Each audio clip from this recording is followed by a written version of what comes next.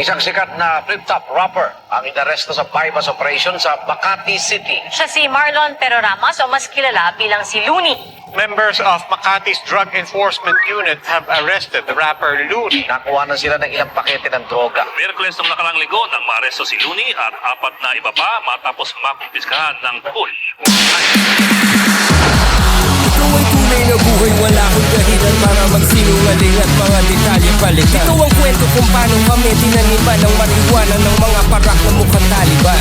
Ikaw ay tunay na buhay, wala akong dahilan para magsinungaling at mga detalye palitan. Ikaw ang kwento kung paano kami tinaniman ng marihuana ng mga parak na mukhang Taliban. Bandang alas 8 ng gabi sa Pilipinas, sa isang gusali doon sa may Ortigas. 8 oras bago ang rehas ay mahimas. Kasama ko si Ron Henry, Stick Vegas. Authorities see 15 packs of marijuana and raw. The rapper is denying the allegations against him. He says he may have been framed. A man can be an artist. Anything food. Depends on how good he is at it.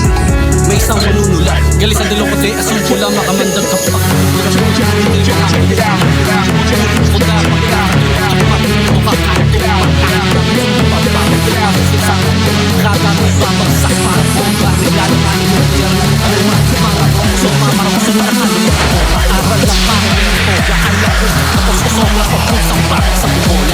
Ang iniiwanin, hindi ang kanya nilang puro salita. Pero ang aral yung di mo nakukukot sa iba. Ako may pinaglumano ko ang nasimulat ang pag-aralan para dito sa aking inamulat. Parang wala, ngayon ang wala. Di mo pang isang palampakan. Puno ng kumpiyansa kaya ang mukha ko lalo sumambal. Bilang inabisado talagang aral kaya pumagal. Sa akin yung mga effort ako sa iba. A man can be an artist.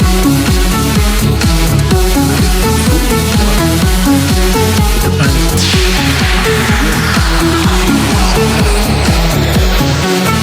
A man can be an artist. Food, well, it depends on how good he is at it.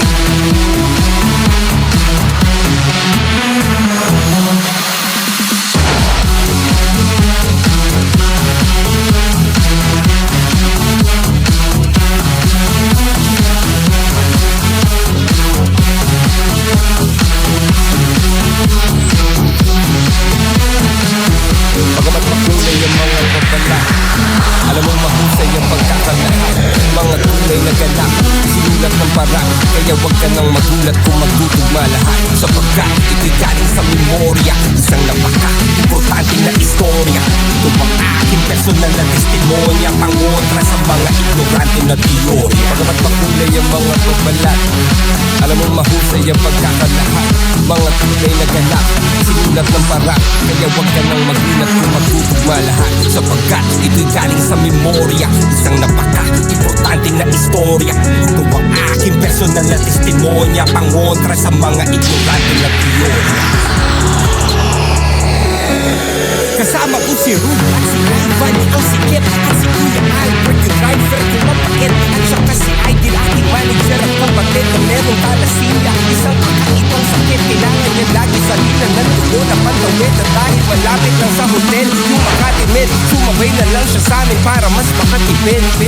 Kasama ko si Ruth at si Ivan, ang sikip at si Kuya Albert, yung driver ko mapakit. At saka si Idol, aking manager at kapatid na merong thalassemia. Isang kakaibang sakit, kailangan niya lagi sa lina ng dugo na pantawid. At dahil malapit lang sa hotel, yung makatimid, sumabay na lang siya sa amin para mas makatipid. Sabay ka na, para sa kotse na lang.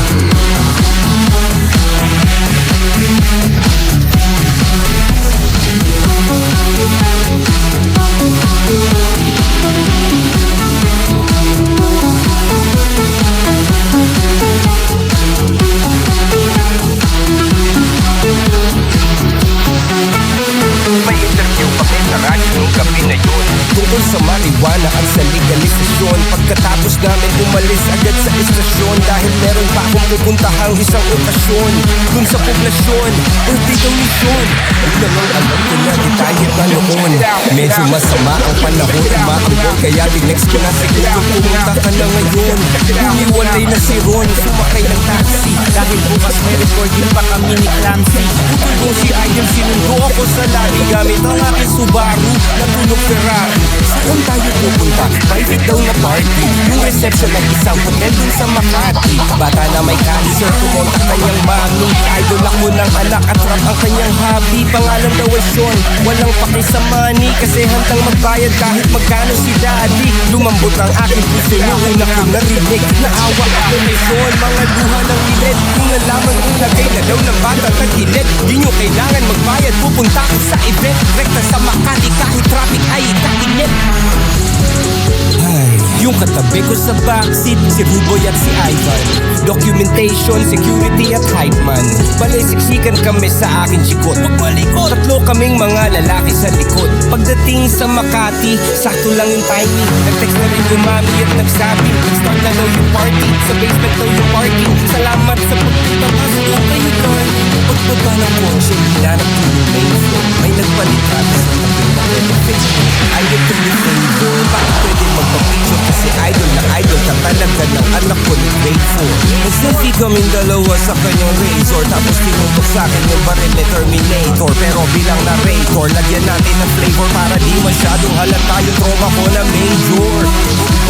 Nakakagulantang, sang katutak ng ninja cup sa amin ng tumambang. Parang utang clan, lampas sa puno, mabas sa van. Kasi ako nandito, napag-utusan lang. Bumabang paatras at wala nang nagawa. Tinangkukan ang bereta sa mukha, tinadapa, tinusasan, pilit, tinapatingin sa baba. Mga bulsa namin, isa-isa nilang kinapa. Akala ko, hit na koran, sumasadya. O kaya, baka prangan to na malala ng iyak.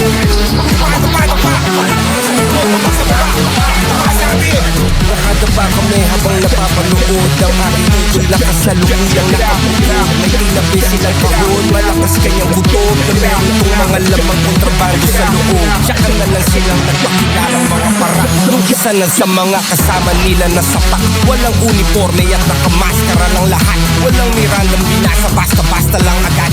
Sikat ang hotel at ang nakakapagtakay. Maraming CCTV, lahat nakapatay. Wala man lang bodycam na nakalagay. Kahit kuha man lang ng cellphone gamit kamay. Sabi daw ng pulisya, sa akin daw nakumpiska. Pero di makumpirma, kasi walang kahit may isang saksi na pumirma. Walang video ng palitan magmula nung umpisa. Kung under surveillance pala, dapat may footage ka. Diba? Kung under surveillance pala, dapat may footage ka. Kung normal na tao, naka-viral pag nahuli siya. Paano na lang kaya kasi nung nasagot ko yung pideya at aking pinundila, mga ulo nila bigla nagkaroon ng bumilya. Para ma-promote sa pwesto, ako ang pinunirya ng mga ninja cops na gustong magbida-bida. Bigla silang nakaisip ng ideya, kasi napanood nila yung live ko sa pideya. Nung binan nila yung kantang amat dahil sa tema, pero Maria Iwaga ni Sasa, walang problema. Pagkiyera, talamak na ang taniman. Bypass daw kaso bakit para madalian? Diba dapat pinaghahandaan yan at kalinitan?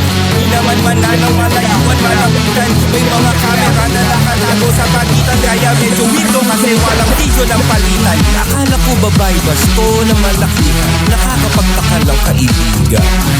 Gusto mo maintindihan at mabatid? Gamitin mo lang ang sentido kumon kapatid. Para sa 100,000 magpapakaastig. Kayang-kaya ko yung kitain ang libre isang gig. At kung pusok man ako ng sinasabi nilang weed, bakit naman ako pa mismo maghahatid? Hindi nga ako lumalabas ng bahay tsaka di hira mo makita sa kalsada tumawid. At bakit ako magbibento sa di ko kakilala? Kung sa eksena ko ay maraming nagmamariwana, bakit ko papahirapan ang sarili ko habang sinusugal ang karerang matagal kong pinagsikapan? Bakit isasama ko pa yung kapatid kong may karamdaman at cameraman para mag-vlog ng kaganapan? Walang saysay na mga paratang pawang haka-haka lamang para pangalan ko ay urakan. Alam ko meron akong mga paanan na tapakan, ngunit di ko yun sinasadya. Ako ay tao lamang, pinaglaban lang ang paglikha ng merong kalayaan. At kung yun ay masama, lang ang aking isala.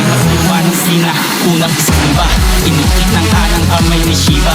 Tagapaghatid ng mga pamesiyas na propesiya. Isa-isang tinutukan mga gawaing bahay. Ramdam ko na hanggang sa baso ko ng aking alay. Wala hanggang tiwala. Pagpapari sa buong oras ang sinadyang pagsasanay.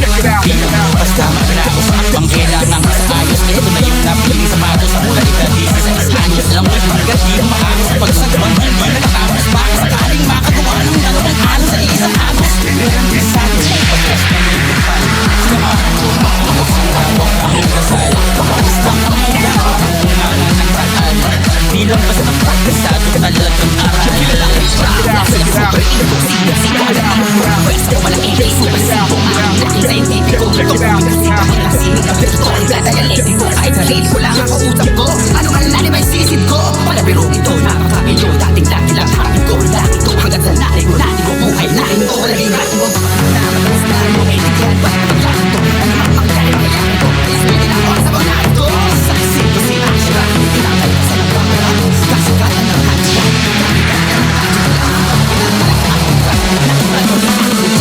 Ito, tulad sa kita sa mga dito. Ako pagkakita. Sa kusita, kumisita sa date. Nakulista, pinakulit na. Nakulita, sa mundo, puro putulista. Makapista, nakulista. Kami na kami mga matutulista. Nakarating ka para may pagkatapit. Diba ko kulita. Pinanig ko kami sa extra. Malalik ko yung Tesla. Pag inilagay ako na ayaw palimutan ang EDSA. Mga obra maestro. Karang pinasok sa selva. Habang reclusion, pinapepon na ang hinarap kong sentensya. Sinihaba ng dinaanan ko, hinagdakot pasensya. Michelangelo, Panarotti ang tinatapos ng dieta. Bawat piraso ng letra, malang piraso ng pyesa. Ito yung lakas ng halagaman ng magtika at umabenta. Ito yung hapong pagdera, parado sa gera. Isado maglaro para veterano atleta. Hindi ka bago ng meta.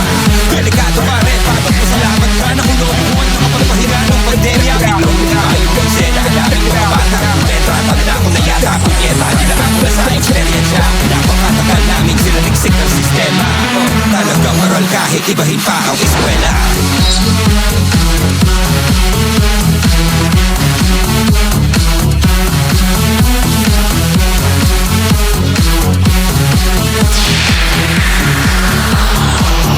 He's about to paint his masterpiece. Creasy's on his death. He's about to paint his masterpiece. Creasy's on his death.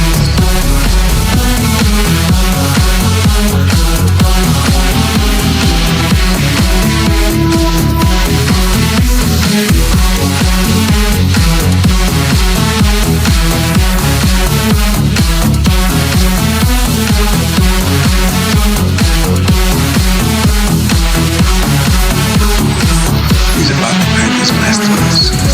Creasy's on his death. He's about to paint his masterpiece. Creasy's on his death. He's about to paint his masterpiece. Creasy's on his death. He's about to paint his masterpiece. Creasy's on his death.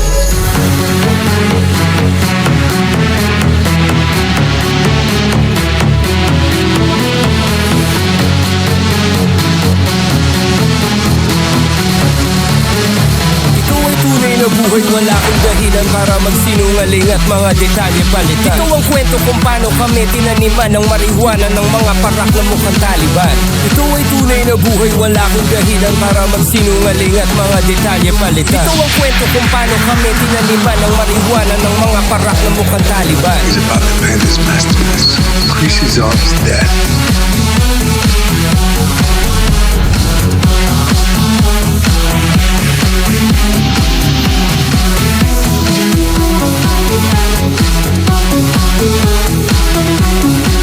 Ito ay tunay na buhay, wala kang dahilan para magsinungaling at mga detalye palitan. Ito ang kwento kung paano kami tinaniman ng marihuana ng mga parak na mukhang Taliban.